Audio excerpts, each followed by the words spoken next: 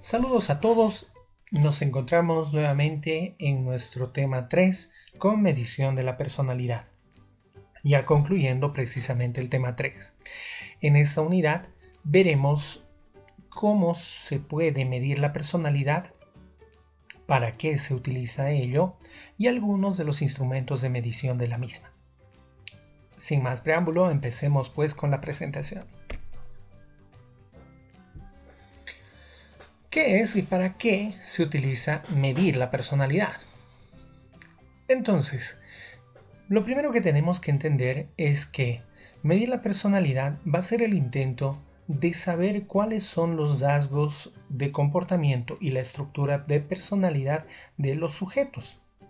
Cada vez esto es más frecuente porque hay exigencias en distintos ámbitos sociales, por ejemplo, trabajos, becas de estudio, selección de personal, etc.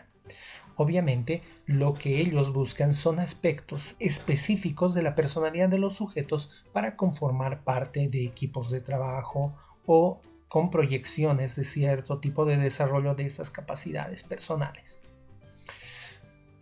Cada vez que esto sucede, el psicólogo tiene que enfrentar una difícil tarea, que es medir la personalidad de un individuo. Esto es un reto debido a que las características individuales y de personalidad tienen mucho que ver en las conductas como evidencia práctica, pero también mucho de subjetivo. Es decir, muchas de las características no son evidentes y manifiestas. Entonces, tal vez algún sujeto podría intentar ocultarlas, modificarlas, transformarlas para intentar engañar o crear a favor ciertas situaciones que favorezcan esta selección o estas pruebas.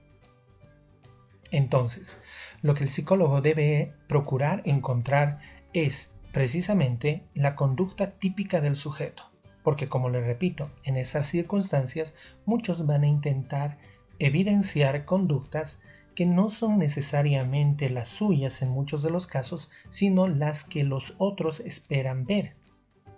Vale decir, van a hablar de rasgos potenciales muy favorables con respecto de la beca de estudio o con respecto al trabajo que realizan, lo cual tiene que ser de alguna manera evidenciado y contrastado para encontrar la verdadera esencia de la personalidad.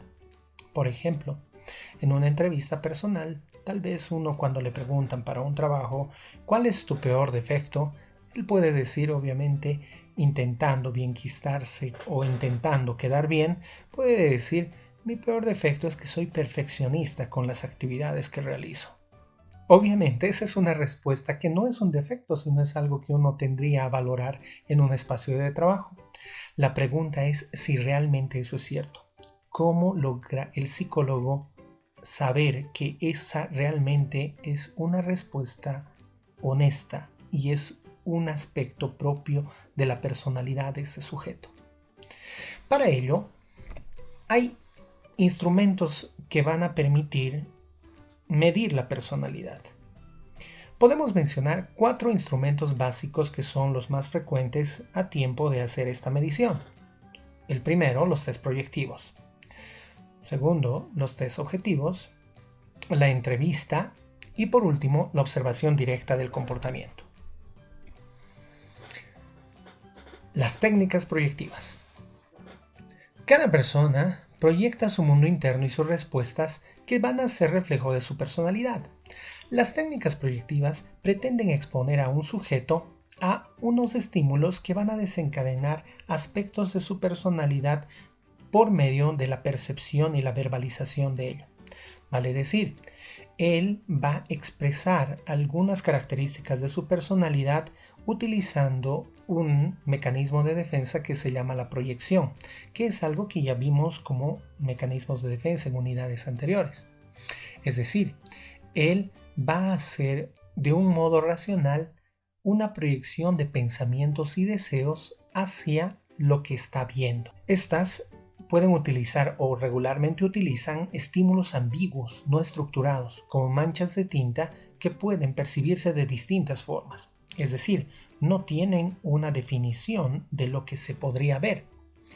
Para ello, he traído para ustedes a presentarles 2 tests. Uno, el test de Philipson, que es el que vemos en la parte superior derecha y que, como verán ahora, es un test que nos presenta manchas de tinta o manchas en sombra.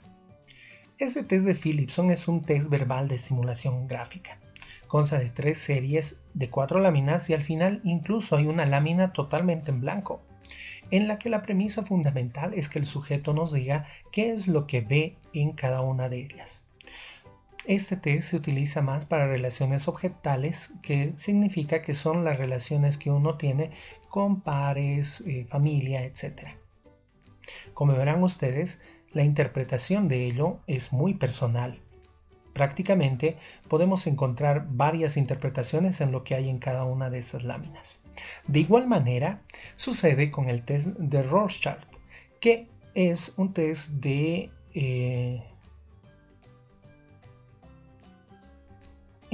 percepción temática, que consiste en una serie de 10 láminas que presentan manchas de tinta, las cuales se caracterizan por su ambigüedad y falta de estructuración, pero también por la simetría. Rorschach descubre ello también al hacer con las manchas de tinta las imágenes que son simétricas al doblar una hoja de papel y encontrar que la mancha provoca imágenes distorsionadas o manchas que podrían ser interpretadas de distinta manera, y en función de ello se hace la estructuración del test. Obviamente se puede encontrar bastantes interpretaciones en cada una de estas imágenes, y esto obviamente depende de lo que el sujeto va a proyectar de sí mismo en cada interpretación o en cada explicación que le da a cada una de estas láminas.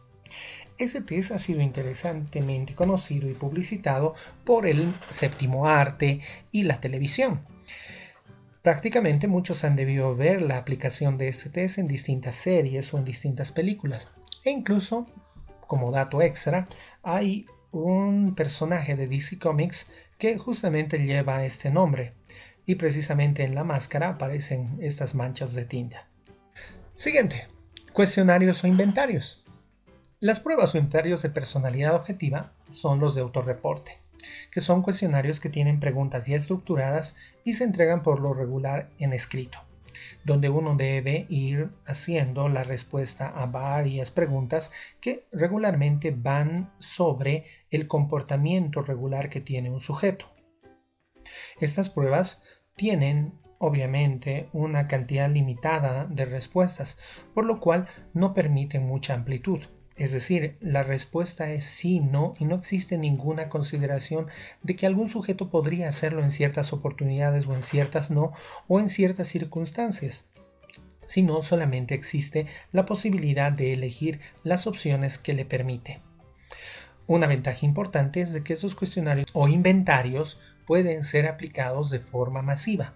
¿Qué quiere decir? Que podemos aplicarlos a muchas personas en sí. Les traigo al lado derecho un ejemplo del reporte del test de 16 factores de personalidad, pero recordarán ustedes que ya hicimos un ejercicio con 5 factores de personalidad y ustedes ya saben cómo funciona cada uno de estos test de cuestionario o inventario. La entrevista personal. En una entrevista psicológica se pretende establecer una relación entre dos o más personas. El psicólogo es el que realiza las preguntas y trata de obtener información para la toma de decisión. Las entrevistas pueden ser de dos tipos. Entrevista no estructurada, que quiere decir que el entrevistador no tiene un lineamiento directo o preguntas estructuradas o preguntas prefabricadas para entablar la conversación con el sujeto, sino que estas van surgiendo dependiendo de lo que el psicólogo puede darse cuenta de el tema al que debería ir en profundidad o a las temáticas que debería abordar con el paciente. Esta difiere de la estructurada, dado que la estructurada ya tiene preguntas sobre las cuales el psicólogo va ahondando o estableciendo estos puntos o estas temáticas de respuesta. En ambos casos, lo que se pretende es obtener del sujeto la mayor cantidad de información expresada por él. Algo muy importante al respecto de la entrevista personal es que cuando hablamos de obtener la mayor cantidad de información por parte del sujeto, no nos estamos refiriendo solamente a la información verbal, sino también a la información que nos da en su lenguaje corporal. Vale decir, el comportamiento del sujeto también puede representar y expresar cierto tipo de información que es muy valiosa para él. Finalizando el tema, otro de los elementos que habíamos mencionado es la observación, pero la diferencia con la observación en algunos otros tipos de aplicación de la observación como método científico, etc., es que cuando se aplica la observación por parte del psicólogo, él está buscando comportamientos más específicos y sigue un conjunto cuidadoso de pautas de evaluación, es decir, elementos que le permitan evidenciar o saber parte de lo que es los rasgos de personalidad del sujeto o también su estructura. Dicho esto, hemos concluido con los elementos de medición de personalidad. Un gusto y hasta otro momento.